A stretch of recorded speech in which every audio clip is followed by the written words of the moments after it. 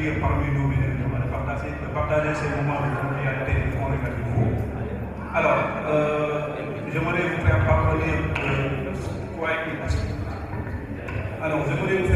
de quoi il s'agit exactement sur cette instance religieuse dénommée 18 Safar, qui est la commémoration de l'exil de Cheikh Ahmadou Bamba.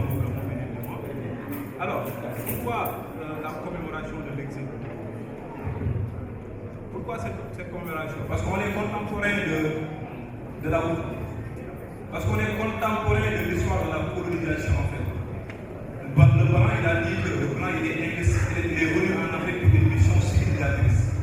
Et est censé apporter le progrès, entre guillemets, la vraie religion, aux races inférieures, aux peuples primitifs, avec en première ligne des Noirs d'Afrique. C'est ça qui est le jargon du colonisateur en Afrique.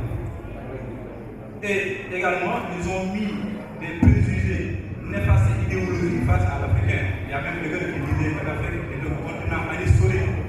L'Afrique n'a pas ni Galilée, ni Lavoisier, ni Pasteur. C'est la raison pour laquelle ces accusations racistes et idéologiques des guides religieux comme Cheikh Ahmadou Bamba, ils se sont regroupés dans un univers de concorde pour pouvoir revaloriser la nation noire. C'est ainsi que celui qui a dit dans son vers, il a dit que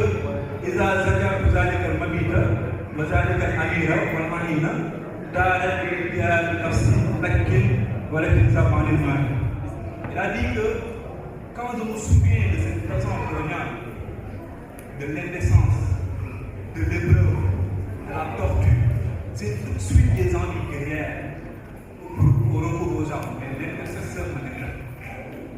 Il avance également, c'est la raison pour laquelle, bien entendu que celui qui a été dans un cercle vicieux, il a donné corps et âme pour honorer le plateau. Et je pense que ça, c'est une avancée notoire que toute la mouvement islamique a se révéler. Donc, c'est dans cette logique que celui qui a fait appel à la commémoration de cet exil.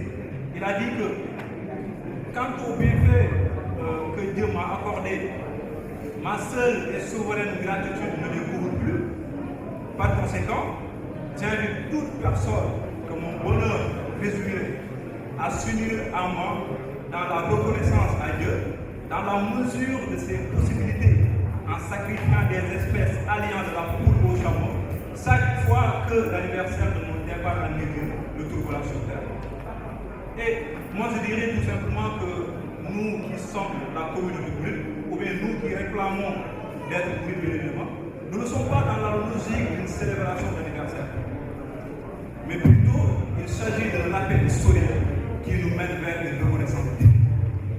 Et ce manque de pouvoir a eu des impacts dans le volet social, dans le volet économique également. Donc, dans le volet social, on a dit que le Magal offre l'occasion unie à des familles, à des amis, ou tout simplement à des inconnus de se s'unir, d'échanger et surtout de partager ces moments de convivialité évidemment. Également, la solidarité est de mise dans la confrérie de Mouride tout au long de l'année et particulièrement au moment du Magal de pouvoir. On le sait, le don de nourriture, c'est-à-dire une large distribution des repas, c'est celui qui nous a recommandé de le faire évidemment, à savoir le bernet, c'est communément appelé le bernet en Wolof, c'est-à-dire une large distribution des repas. Et c'est ce qu'on appelle un tourisme religieux.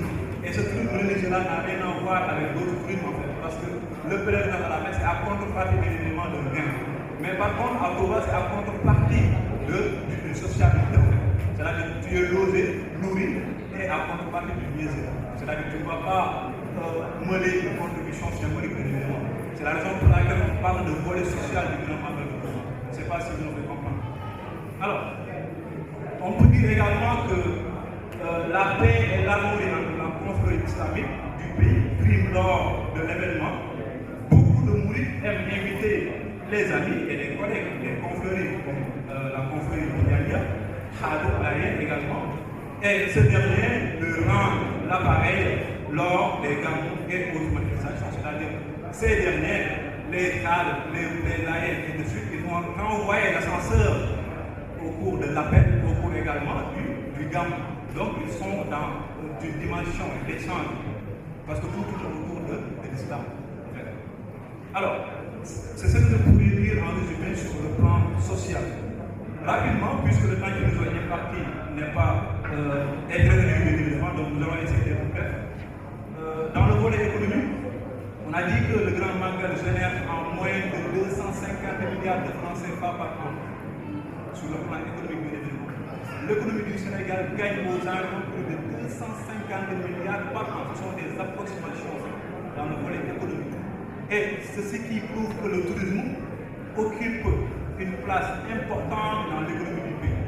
Parce que comme on le dit souvent, moi qui fais des études en tourisme et en marketing et communication, la définition technique du tourisme, c'est une activité qui vise à faire voyager des individus hors de leur résidence principale pour deux notions, bien évidemment, la notion de durée et la notion de motif. Je le fais comprendre. Ce tourisme-là participe à l'amélioration, bien évidemment, des activités économiques du pays. C'est la raison pour laquelle le Magal de Touba, on a dit que les entreprises installées au niveau du Sénégal, ils peuvent réagir d'à peu près 60% par an. Alors, pour le secteur du commerce également, le Magal est une aubaine dans la mesure où plusieurs semaines à Touba se transforment en un grand marché. Je sais, à Touba, les marchands ambulants ils gagnent de plus en plus un chiffre d'affaires assez remarquable qui n'avaient pas l'habitude de gagner quand ils s'installaient à Dakar aux environs du territoire national. On le sait. Là, c'est la raison pour laquelle on a pu dire que le Magal est une aubaine économique, c'est-à-dire qu'il gagne un chiffre d'affaires exponentiel en fait. Alors, donc c'est ce que je pouvais dire également. Bon, je vais essayer de compléter encore une fois. Donc, on a dit que beaucoup d'industries du Sénégal connaissent le meilleure période de vente pendant le Magal. Les usines pour la fabrication des nappes, d'ustensiles de cuisine, de glace, de mandats, d'eau minérale ne parviennent pas en général à satisfaire la demande du client. Sur le volet également, agriculture, élevage, agriculture sont également florissants avec le Magal. La consommation du couscous sénégalais domine également et au plus haut niveau. Les sociétés agricoles préparent également des bandes de poussin et de serre, spécialement pour le Magal, tellement la demande est très forte, parce que là, on va immoler des bouts. C'est la raison pour laquelle la demande est carrément forte. Donc, ce que je pouvais dire en résumé, mes chers amis, en ce qui concerne la dimension socio-économique du Grand Magal de Touba. En tout cas, je tiens également à véhiculer le message. Je dirais tout simplement que des guides religieux de la trempe de Cheikh Ahmadou Bamba, de la trempe de Cheikh El Hadji Malick Sy, de la trempe de Mame Baye Niass, de Mame Limamou Laye, ce sont ces guides religieux qui doivent être nos socles de référence. Parce que quand tu pars en Inde, on te dirait, ils font l'éloge de Mahatma Gandhi, on le sait. Ensuite, ils font l'éloge de Mao Zedong. En France, ils faisaient l'éloge de Molière et de au Sénégal, ce sont ces Ahmadou Bamba, c'est Anna qui sont nos socles de référence. Donc nous devons nous démarquer de cette héritage coloniale.